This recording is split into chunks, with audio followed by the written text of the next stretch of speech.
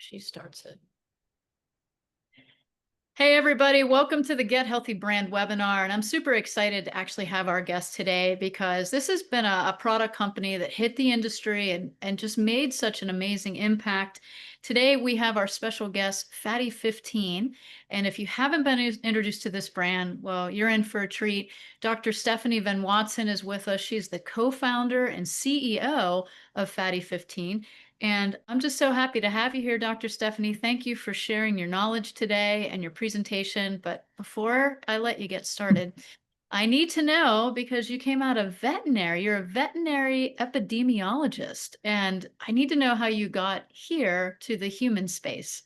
Yeah, Dr. Tracy, great to be here. Hi, everybody. Yes, so as a veterinary, I went to undergrad at UCSD, was heading toward medical school, and then I read a book by Lori Garrett called The Coming Plague.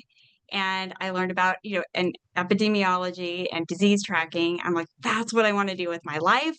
And I had the good fortune of actually meeting a veterinary epidemiologist. And he said, listen, if you want to understand disease, learn it in 8 species instead of 1, and you'll really understand disease. So my Wow. intent has always been to help all animals, especially humans.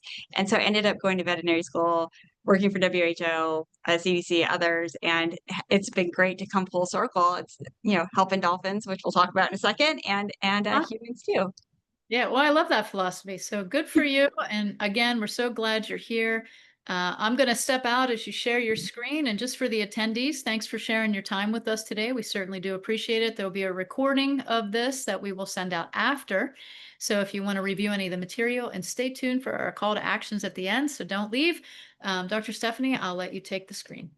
Great, thanks, Dr. Tracy. Excellent. Disappear. Okay, off we go. So this is going to be a whirlwind session. I'm going to give you a bunch of information with regard to Fatty15 and specifically all the science, tons of science that's been coming out around the pure C15 ingredient in Fatty15 and C15 in the real world. And then hopefully we'll have time here at the end to be able to answer some questions, but I want to make sure that you had, received as much of the information around C15 as possible, so then you can go help put it to work with your patients.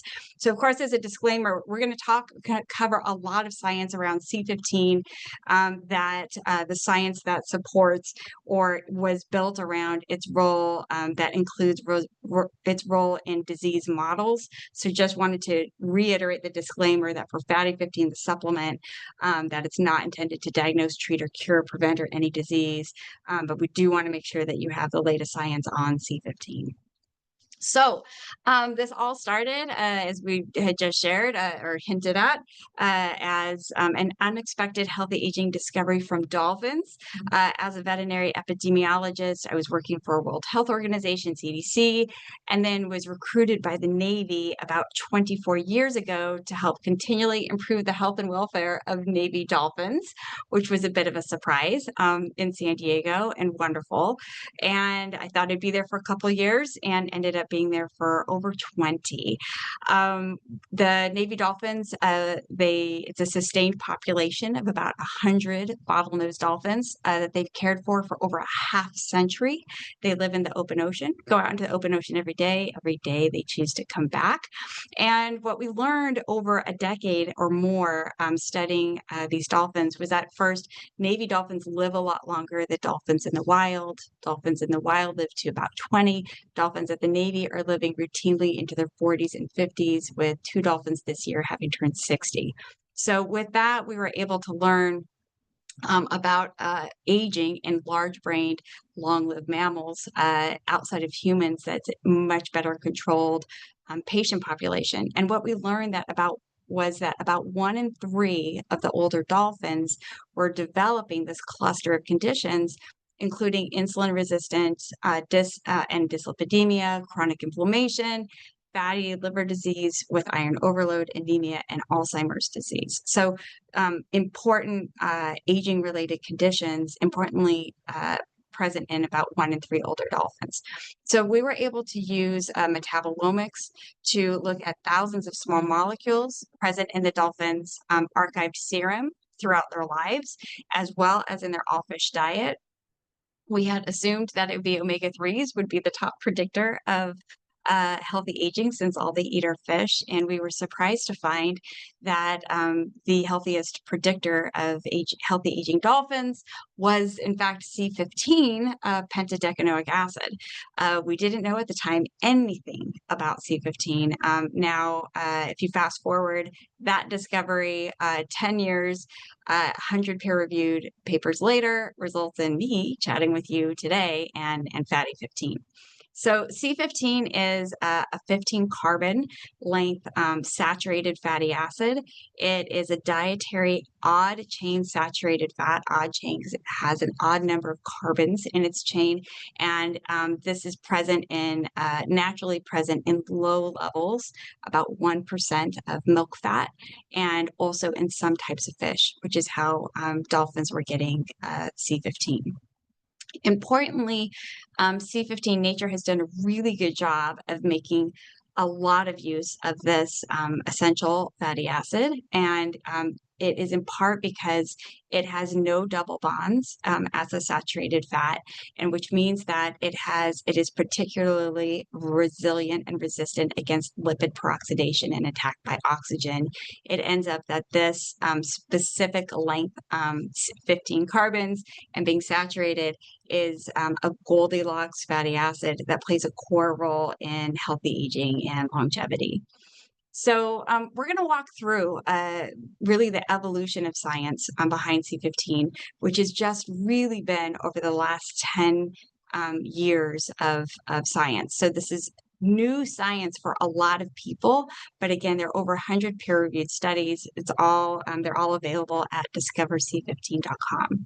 So as we progress and move forward, and then others around the world on C15, we recognize not only was it associated with better health in dolphins, but that it was actually meeting these rare criteria of being the first essential fatty acid to emerge in over 90 years since omega-3 and omega-6.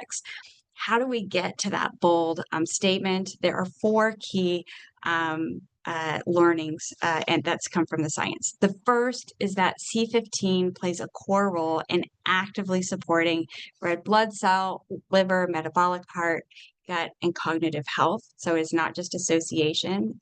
We understand causation. Second, there is a distinct pathophysiology of a nutritional C15 deficiency syndrome that results in accelerated aging. So we're going to cover that. And this is the first deficiency syndrome to be discovered in over 75 years. So we're going to cover that. Third, that hallmark studies, importantly, right, are demonstrating C15 as essential at the earliest stages of life. So this is a key criteria of an essential fatty acid. So we'll cover those studies. And then lastly, we'll talk about what I think is one of the most exciting parts, which is that C15 targets multiple longevity mechanisms and is emerging as a leading geroprotector. This is a molecule that can slow the rate at which we age to stem the onset of the diseases that kill us. So with that, off we go into our fire hose of science. So let's start with this first one with regard to C15 direct activities. We know that C15 plays a core role in stabilizing cells, including red blood cells. We know through these studies, and they're cited again below, and then we'll provide a link to discoverc15.com to access all these studies. But we know that C15 strengthens red blood cell membranes and protects against lipid peroxidation. Again, it's due to the nature of the molecular construct of this molecule. In vivo studies, C15 supplementation successfully stabilizes fragile red blood cells. It increases hemoglobin and, importantly, decreases red blood cell distribution width. RDW is a measurement of the variation of red blood cell sizes. It's not only a marker with regard to red blood cell health, but it is becoming a a strong biomarker of biological aging. So the higher your RDW, the faster your biological aging rate, and older your biological age, the lower the RDW, the younger your biological age. In human studies, people with higher C15 have lower lipid peroxidation and red blood cells with longer lifespans, exactly as we would expect. And in a placebo-controlled clinical trial by Robinson et al., people who took C15 supplementation, they got up and above 5 micrograms per mil of circulating C15, had significantly improved hemoglobin concentrations. This all came originally from, our initial dolphin studies. This is where we put dolphins on a higher C15 diet, and remarkably, we showed that all dolphins that had low hemoglobin within 3 months had normalized and had normal hemoglobin, every single one of them. And importantly, this is the first time we saw this threshold effect, where if you can get C15 levels up and above 5 micrograms per mil, that every dolphin had alleviated anemia on this modified diet. We will show then how that then translates to humans as well. So when we then move to C15's role in liver health and iron metabolism, we know that C15, again, it stabilizes these red blood cells. This stops a process of an entirely new form of cell death called ferroptosis. We're going to go into more detail of that in a second, but that lowers lipid peroxidation. It also activates PPAR alpha delta in a dose response way, and that helps to, that's a mechanism that's been highly coveted with regard to supporting liver health. In vivo studies, C15 supplementation successfully lowered lipid peroxidation, pro-inflammatory cytokines, unwanted iron deposition or iron overload, and improved liver function. This is in multiple models. I think we're now up to 4 different models from independent teams, all showing this repeated effect. In human studies, kids who have higher C15 have less liver fat. This was a study done with 300 kids by Saw et al. And in adults, multiple studies have shown that adults with higher C15 have better liver function, aka lower ALT and AST. And in the same placebo-controlled clinical trial by Robinson et al. That showed the improved hemoglobin, those same people who achieved over 5 micrograms per mil of C15 had lower liver enzymes as well. So again, being able to show this full suite of the evidence of C15 is not just a single study, it's all of the components that should happen that we have the 360, right, supportive C15's benefits that is then repeatable. When we look at some of my favorite picks with regard to science callouts, this was a study in an animal model with impaired liver function, and it showed that the C15 supplementation successfully lowered fibrosis in the liver. It basically stopped iron deposition, again, which we'll cover in the next section. And then in the red blood cell indices, we saw an increase in hemoglobin as well as a decrease in that red blood cell distribution width. This carried over to the Robinson et al. Human clinical trial, where again, these people who got up and over this threshold of 5 micrograms per mil had a significant increase in their C15, their ALT, AST decreased significantly, as well as their hemoglobin increased. Let's move on to metabolic health. Showing that we know that C15 also activates AMPK and AKT, and that these mechanisms of action are well established to help improve glucose control and insulin sensitivity. It's the AMPK activation is the primary mechanism of action of metformin. In vivo studies shown that C15 supplementation lowers glucose, lowers adipokine, specifically IL-6, MCP1, and TNF-alpha, as well as lowering overall cholesterol. In human studies, multiple meta-analyses, this is very strong, large-scale prospective cohort studies have shown that people with higher C15, repeatedly shown people with higher C15, tens of thousands of people tracked over decades, people who have higher C15 have healthier metabolism. And Lee et al. Showed that for every 50% incremental increase in the percent of C15 in humans, long-term metabolic health was protected by 8%. Here's some charts by Fu et al., some figures showing how C15 activates AMPK. I'm going to start calling out some concentrations here. So around this 40 micromolar activity, it also increases insulin sensitivity, again, 20 to 40 micromolars of, they have PA for pentadecanoic acid, or C15. And then it also surprisingly mimicked insulin. So it didn't just improve insulin sensitivity, it behaved as if it was an insulin mimic at, again, this 20 to 40 micromolars and in cell systems. We move on to heart health. There's a lot of exciting studies that are coming out with regard to C15 and heart health. Beneficial mechanisms of action. Again, it activates AMPK and PPAR alpha. Both of these mechanisms are known to help lower LDL cholesterol. It also inhibits JAK-STAT, which helps explain how it lowers IL-6, TNF-alpha, MCP1, in human cell systems, specifically human vascular cell systems. In vivo studies, again, no surprise then that C15 supplementation lowers IL-6, TNF-alpha, MCP1. This is multiple models from multiple teams, as well as lowering cholesterol. And in human studies, people with higher C15 have better long-term heart health. These are large meta-analyses of prospective cohort studies. There are also two clinical trials. One is a controlled clinical trial, which showed that C15 supplementation above and beyond having a low-calorie Mediterranean-aligned diet, above and beyond those interventions, C15 supplementation significantly lowered LDL cholesterol.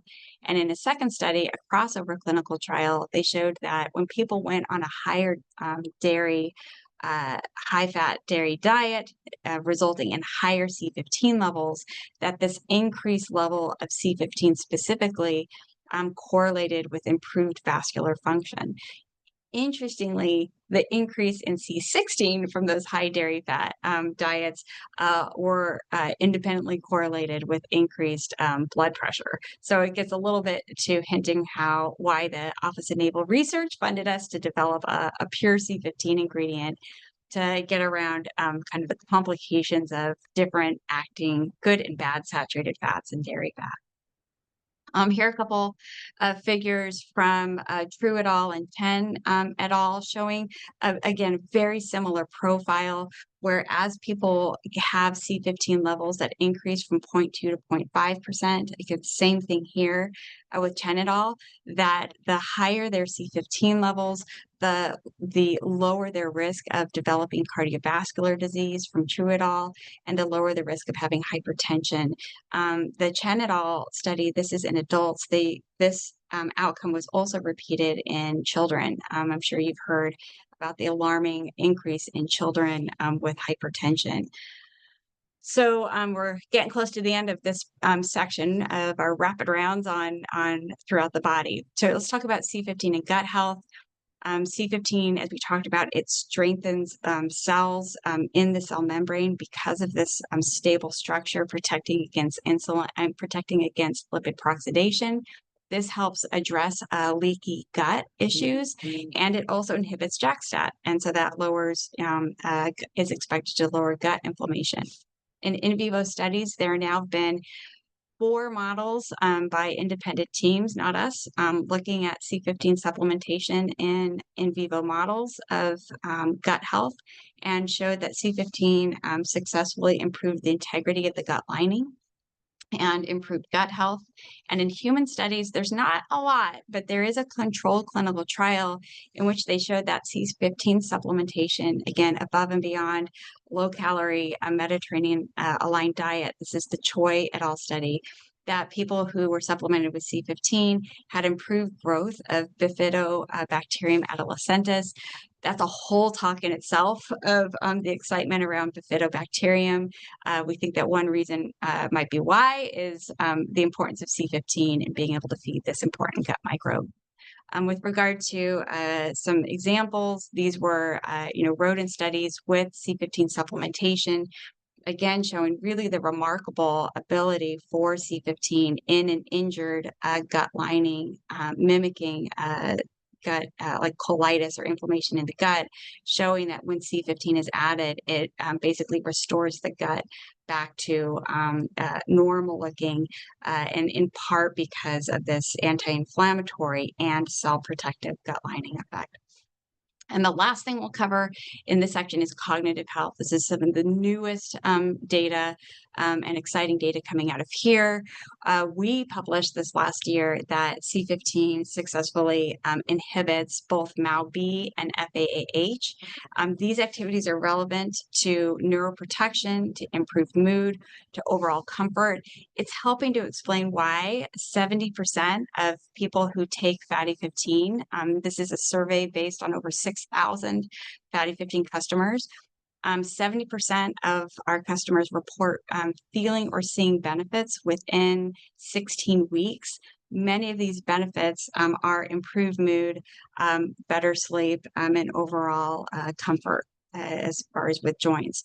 So in a human study, the clinical trial showed that preliminary studies of this Choi et al. Study, it was a post hoc analysis, showed that C15, the C15 supplemented group, had the greatest improvements in mood. Take that with a grain of salt because there was improvement across all of the study groups. It's just that the C15 supplemented had the most significant changes. So more needed, larger scale clinical trials. And in population studies, again, consistent with what we're understanding about C15 is that people with type 2 diabetes and higher C15 have better overall cognition scores, better improved recall and memory. And then a separate study showed that, and this was Bridges et al., showed that higher C15 is associated with better mood, a lower anxiety. And then these are just pictures we showed in which we just documented that dolphins have Alzheimer's lesions that are exactly like those in humans. This paper and then others working with cetaceans have repeatedly shown that it's really only cetaceans and primates develop the exact same suite of changes consistent with Alzheimer's. And then in this same study, we published this dose-response effect of C15 in inhibiting FAAH and MAO-B. These activities help increase and support healthy endocannabinoid levels for FAAH, and for MAO-B help support healthy and sustained dopamine levels. So helping to explain, again, these benefits that we're seeing reported commonly in people taking Fatty15. So when we look at levels, so how do we guide, patients and supplement protocols with our patients? It's important knowing kind of lay of the land, right? So the good thing is that C15 testing has been done for decades. It's been part of a fatty acid panel. It's now increasingly available in your fatty acid panel, so it can be readily measured. And there are lots of studies showing so that we understand what C15 levels are. In this latest study, this is from Chen et al. That was published this year. This is representative of what's been shown for the last couple of decades. And that is that serum C15 levels are the average that most people have C15 levels between 10 to 30 micromolars. So again, those active levels that I showed previously in the different sections. Or that's also equal to about 0.15 to 0.22% of total fatty acids. So you can see here, I'm marking out where most people are sitting.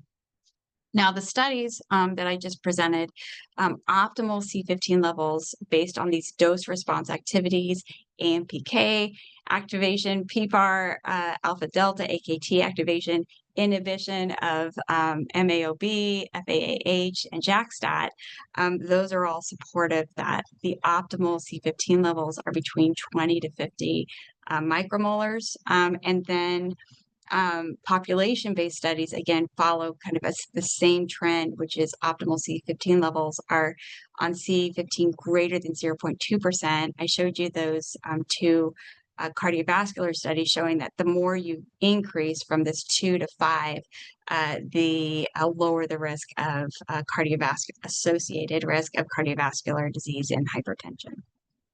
So it's nice again to see this alignment. Sardinians is an interesting, again, a whole other talk in itself, but in the high longevity zone in Sardinia, they have C15 levels that are zero point 0.4 to zero point 0.5. So this is 2 to, or 0.6, 2 to 3 times higher C15 levels than the rest of the world. We have a whole, there's a great summary of being able to talk about Sardinians, how they get there, these C15 levels, and how it's likely supporting their really remarkable, specifically heart health. And then on the flip side, studies are showing that people who have low C15 levels, less than 0.2%, have poor long-term health, including heart health. So let's go into that component. And that is that there's a distinct pathophysiology of a nutritional C15 deficiency syndrome that results in accelerated aging. There's a new form of cell death that was discovered by scientists at Columbia University back in 2012. We learned right in cell biology class, there are 3 ways our cells die: apoptosis, necrosis, and autophagy. This group, Dixon et al., discovered a 4th. So this is a huge discovery. They discovered a new way that our cells were dying, 2012, published that in Cell. Since that publication, there have been 20,000 peer-reviewed papers on ferroptosis. The scientific world is hot and heavy to figure out what the heck is going on. A primary cause of ferroptosis and effective treatment options have been unclear. And we and others are now showing a growing body of evidence supporting that nutritional C15 deficiencies may be the cause of ferroptosis and why it's shown up in the first place. So let me talk real quick about ferroptosis and how it accelerates aging. As described by Dixon et al., ferroptosis is specifically caused by fragile fatty acids in the cell membrane. So fatty acids with multiple double bonds.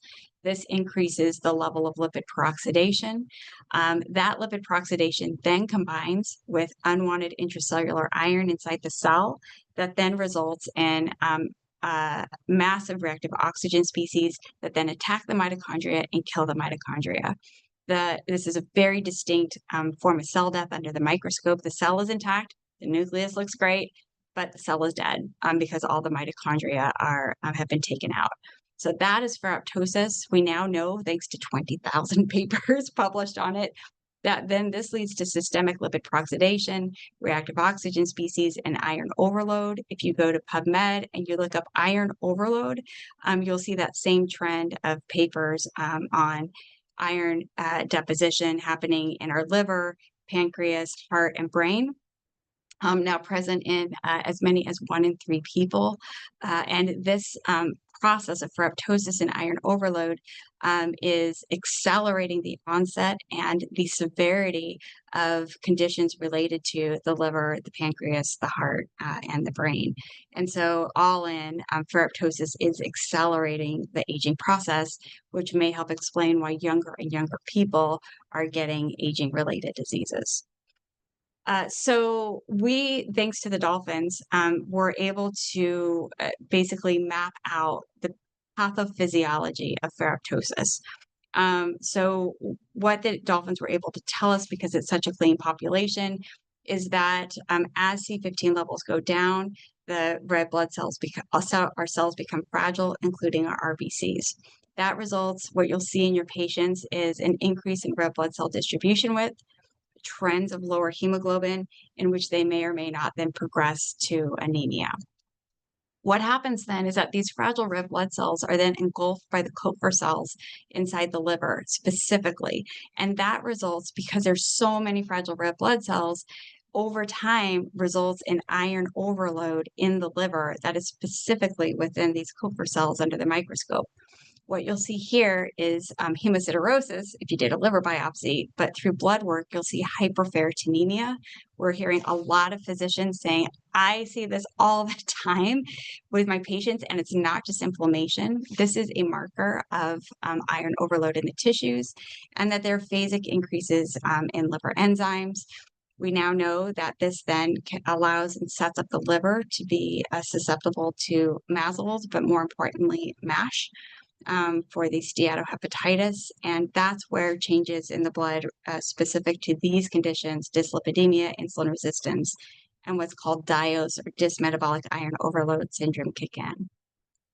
So the big question here was, now that we understand the pathophysiology, what was causing the fragile red blood cells? So I already gave that away, right? So we now know that low C15 was the associated with this condition, and we've since been able to demonstrate that it restoring C15 reverses this whole pathophysiology. So we showed how we did that in the dolphins by increasing C15 specifically in the red blood cell membranes, independently predicted raised hemoglobin. This was then repeated in a second model, and this was in the lab, showing that C15 supplementation for 12 weeks completely restored the strength of the cells to the point where it alleviated anemia. But you see that these red blood cell distribution width dropped dramatically. It also alleviated liver iron deposition and liver fibrosis, inflammation, and cholesterol and triglycerides. Again, all of this within 12 weeks. Wonderfully, this was just then repeated in a third model from an independent team, Abbas et al., published this year, where they took a rat model and they showed were able to repeat all of these same things of C15 supplementation, being able to reverse the entirety of this process, including markers of ferroptosis. And you can see here that in their own model, they mark the top of this as PDA deficiency or pentadecanoic acid C15 deficiency. So it's gaining a lot of support through multiple teams. And then finally, there's the study that we had already shared, right, with regard to humans. This provides better context, right? So showing that when people, 2 out of 3 of the participants in the study had C15 levels below this 5 micrograms per mil, when they had 200 milligrams of C15, that increased their C15 levels by 2 micrograms per mil. This got them up and over that threshold, in which we then saw an improvement not only in ALT, AST, but in hemoglobin. So the urgent need here, right, is that increasing support of C15 deficiencies, which are being driven by our decreased intake of dairy fat,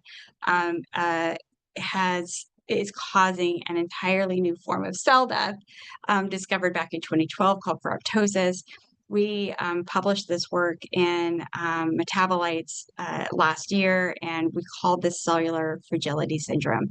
Regardless of what you call it or not, what's exciting is it's really encouraging to see that this is a condition that can be readily detected and fixable. So then we're going to work our way quickly here through hallmark studies demonstrating C15 as essential to the earliest stages of life. So we have all the support of a deficiency syndrome like C15 or vitamin C deficiency and scurvy and vitamin D deficiency and rickets, right? We've described the pathophysiology of a deficiency syndrome. Let's look at the evidence of essentiality at the earliest stages of life. Linoleic acid and alpha-linolenic acid, right, the other 2 essential fatty acids, were initially discovered by Burr and Burr, Mildred and George Burr, back in 1929 and 1930. They did this specific study where they took a pregnant rodent, fed it a diet deficient in LA and ALA. They showed that the neonates from those mice had a deficiency syndrome, aka poor growth. They restored only that nutrient back into the neonates and showed that growth was restored. It is based on that paper that ALA and ALA were defined as essential fatty acids. There are no bodies, single bodies, that say this is an essential fatty acid or not. It was this hallmark study that allowed Burr and Burr to share the exciting discovery of ALA and LA as essential. So understanding that, Silzeski et al. Repeated this hallmark study with C15, and they showed that C15 was as good as LA, as linoleic acid, in restoring deficiency. So meeting the same criteria as the other essential fatty acids in a hallmark model of nutritional deficiency. There was a second group showing, looking at C. elegans, a very common nematode model, and they showed that in C. elegans, they could remove all nutrients, not just fatty acids, but all nutrients. And the nematodes these young nematodes would go into a hibernating state, and then they would introduce individual fatty acids to see if any individual fatty acid could bring the nematode out of its hibernating state and develop normally. They found a small handful of fatty acids that could do that. It included ALA, LA, and C15. So again, through a standard nutritional deficiency model, C15 made the cut. Additionally, there was a recent study in piglets showing that these are models for human infants, showing that putting C15 into infant formula helped restore their daily growth, their gut health, and mitochondrial function, which mimicked piglets that were fed sow's milk. So this is important because most infant formulas do not have C15 in it. Additionally, in human studies, higher C15 from breast milk is associated with improved body growth and head circumference. So again, we're seeing this support on the epidemiological side in humans. And then the study from Wan et al. Showing a prospective cohort study following people, following mother-infant pairs, and then the children through 3 to 5, 6 years old, showing that moms who have more C15 were more likely to have babies and then children up to 6 years old with better cognitive function overall, as well as with language abilities. So really built a lot of building strong support of C15, again, meeting the criteria of an essential fatty acid from the earliest stages. And so the last one I'm going to cover is how C15 targets multiple longevity enhancing pathways. And that's all exciting, right? For all of us, we're all excited about the ability to live as healthy for as long as possible. So this gets into C15's core role in cellular strength. We know that C15, again, plays a central role in stabilizing our cell membranes against lipid peroxidation. And this actually fits right into an important theory of longevity, and that's called the cell membrane pacemaker theory of aging. And this is where A.J. Holbert, back in 2005, published this really fascinating work showing, and where his question was, how do mammals, if you compare a mouse and a human, who are both mammals, how does a human live 31 times to 37 times longer than a mouse? And so what he found was when he looked at fatty acids in the cell membranes of different mammals with different lifespans, he showed that a linear association between the more fragile the fatty acids in their cell membrane, the higher their systemic lipid peroxidation, and the shorter their lifespan. And he was able to march that up looking at mice, dogs, working all your way up mammals to elephants, cetaceans, and humans. So he was able to show that strengthening cell membranes and decreasing lipid peroxidation is an evolutionary enabler of lifespan itself. We know that C15, in addition to having those, and as I've shown in the earlier slides, that C15 has many mechanisms of action. It is a pleiotropic essential nutrient. We've talked about, right? It activates AMPK, AKT, and PPARs. It inhibits mTOR, right? The heart of the longevity pathway, as well as JAK-STAT, HDAC6, FAH, and MAOB. It's targeting multiple hallmarks of aging, 6 to date, where it stems and even reverses 6 different hallmarks of aging. Again, this is all supported through these 100+ peer-reviewed studies on C15's benefits. Dr. Nick Shork is a leader at NIH's Longevity Consortium. He's been in that role for 20 years. When Nick started seeing the data coming out and the studies coming out on C15, he said, Steph, I bet C15 is going to qualify as a geroprotector. And this is really exciting because geroprotectors are considered the holy grail of healthy aging, and that so what we did is Nick and I did a study in which we compared C15, Fatty 15 head to head against the leading longevity enhancing compounds, specifically metformin, rapamycin, and acarbose. We did this through a robust cell-based, diseased cell-based systems, 12 of them at Eurofins. It measures 147 biomarkers at 4 concentrations, and it creates a profile. So then you're able to show, and what we were able to show was that Fatty 15 had the most dose-responsive significant cellular benefits compared to even rapamycin, metformin, and carbose. Importantly, we and others have repeatedly shown that the pure C15 and Fatty 15, similar to rapamycin, is anti-inflammatory, antioxidant, antifibrotic, anti-cancer, and antimicrobial.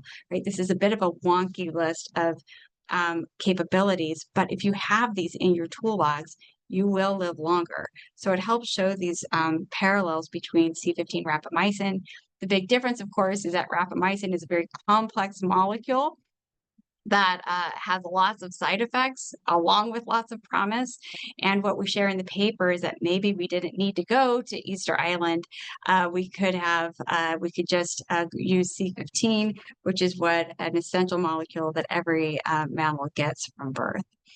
And here's a testimonial from Nick, where he has shared with his longevity community, a consortium of leading researchers in longevity, that the breadth of evidence for its health benefits is what makes C15 so compelling.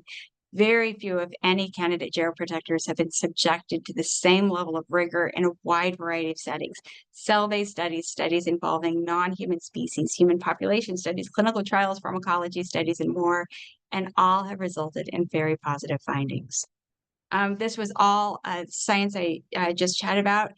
Simon & Schuster reached out and said, Steph, my goodness, there's so much exciting research coming out about C15. Will you write a book on it? So that book came out earlier this year. It's a bestseller and available wherever books are sold. It's a really good resource and manual for healthcare providers on how and where to use C15, and of course, the large amount of science supporting it. So that brings us to Fatty 15, right? So we were asked by the Navy to develop a pure C15 supplement to help get around the challenges of getting C15 from the diet, and to be able to have something that is the same ingredient that's used in all of these experimental studies. So we're very excited about C15, like we said. And Fatty 15, it's third-party tested, it's scientist founded, and importantly, that we're seeing many benefits reported in people that are aligned with the science, along with the clinical trials. So the last thing I'll share here is that there is a test. So Genova Diagnostics has a blood spot test for C15. In addition, most fatty acid panels now have C15 in them. If they don't, they should, so that you can measure them. The NutraEval panel at Genova also has it.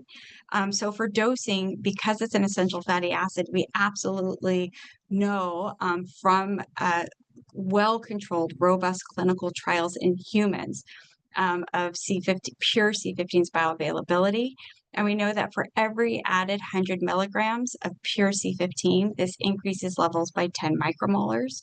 And so this is to give an example that if you tested a patient on the left-hand side and they were low, so let's say they had a baseline of 10 micromolars, if you give them 100 milligrams, that gets them into this where you want to get them to 20 micromolar levels.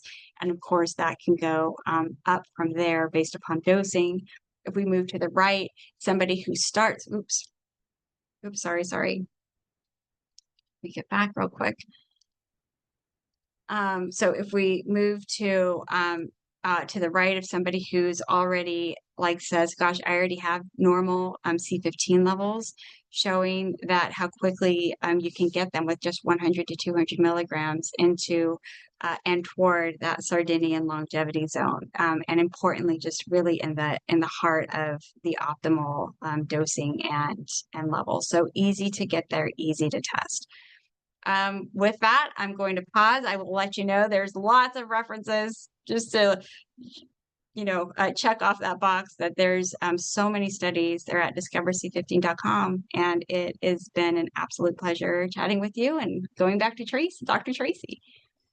Well, this was amazing. I've learned so much today. I have questions, but I'll save mine. Question in the Q&A. Are there stages of ferropoptosis when markers of hemoglobin, hematocrit, and ferritin change, high or low? And can you have ferropoptosis if all of the above markers are high? So, good question. In general, it's more about a trend of an individual. So if you're watching them over time and you're seeing hemoglobin declining, you're seeing red blood cell distribution increasing, those are going to be the first things you see. What then comes after that with regard to staging is you'll see that plus hyperferritinemia. So those are your earliest signs. That's when it would be good to get somebody tested for C15, see where their C15 levels are. And then all the things that come downstream from that, the ones impacting the liver and the pancreas and others, are just your same biomarkers that you get, unfortunately, with liver disease and metabolic diseases. So similar suite there. Yeah, absolutely. So in a disease state, do you still go with 20 to 50 micrograms per mole, or are you looking at higher levels in overcoming a disease state?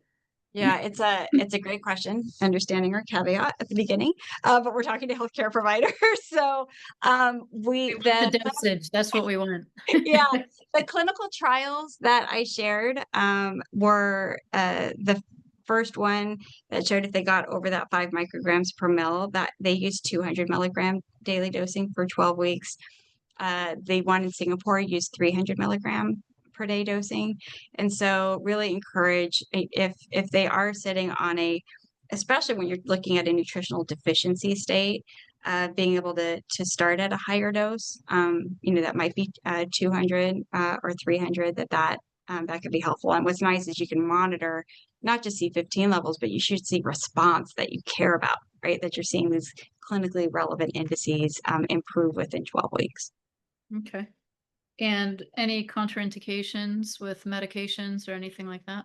That's a great question. One of the wonderful things about C15, because it's an essential nutrient, because our dosing it's really getting us back to our optimal state. This is not a supplement that's giving a 100x dose of anything that we should have been getting from nature. So there have been to date no noted contraindications. This molecule has gone through GRAS evaluations twice.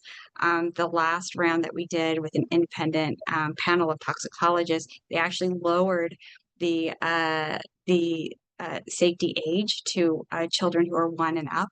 Safe to take for children who are 1 and older, includes women who are pregnant, women who are nursing. So a very safe molecule that I think it's going to pan out where it actually helps to increase its additive benefit to existing drugs. But those clinical trials, of course, need to be done versus contraindicated. Yeah, I thought your slide on metformin and rapamycin was really powerful because they use a lot of those therapies as repurposed meds in cancer. And Right. looking at, high ferritin and inflammatory markers, the pattern of low hemoglobin, increased RDW. So it could be something to consider. I just sent your screenshot over to Dr. Goodyear. So Oh, that's great. We just published a study on anti-cancer activities of C15. There's a different groups independently that have been doing a lot of work on C15's anti-cancer activities. Huge caveat, right? These are cell-based and in vivo models, but we were able to show that at different concentrations, C15 gets broader and broader anti-cancer effects, but it has a really interesting specific anti-cancer effect at the levels we're talking about. But then as those doses get higher, it has a broader efficacy against different cell types. So encourage folks interested in that, go to the discoverc15.com resources section. There's a section on cancer or anti-cancer activities. You can click on that and read the studies. Okay, that's awesome. Thank you. So I thought it was interesting. I think, our society as a whole has become foodophobic, right? Everything's bad. We're gluten-free, dairy-free. Basically, we're all just eating ice chips. And, a lot of our microbiota relies on lactose, which is a sugar derived from quality dairy, right? Raw A2A. It's kind of Right. interesting that you kind of brought that full circle because, over the last probably 5, 6 years, my stance on being dairy free has drastically changed. And I think the industry as a whole has to change. Food was never the culprit as long as it's food. It's Right. Right. what we did to food and the manipulation of food. So very interesting. And, I have to go through your slides again because you said a lot of information. I have so many questions, but they all pertain to selfish questions that I have. So I'm not going to ask them here because they're specifically to a topic. So might Reach kind of out chat later. anytime. Well, thank you. And Yeah, thank that's great. Dr. Stephanie, for being here and for your product to the industry. It's a lot of research behind it. So we're greatly appreciative of all your research. We need validity in the supplement space, which we don't have a lot of. And it seems like you've taken the time to really do that. Make sure you guys grab a copy of that book, The Longevity Nutrient. Would love to have your book on our catalog available to our practitioners so they can inform, their clients. Guys, if you want a wholesale account with Fatty15, please reach out to the team over there. They would definitely establish a wholesale account for healthcare professionals.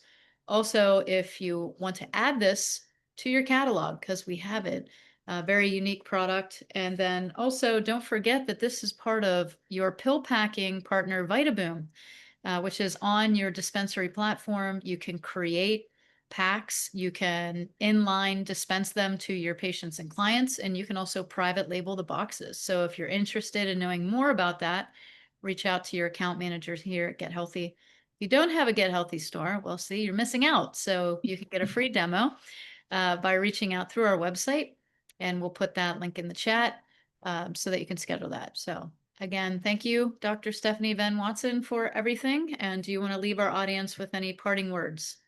Oh, well, we always have to end with save the dolphins, save the world. I agree. Dolphins. Thanks for being part of the movement. And yeah, and standing by our team, standing by, answer any questions. And Dr. Tracy, it was such a pleasure. You as well. Thank you so much. All right, guys, thanks for spending your time with us. The recording will be available, and make sure you add this incredible product to your catalog. See you later. Bye.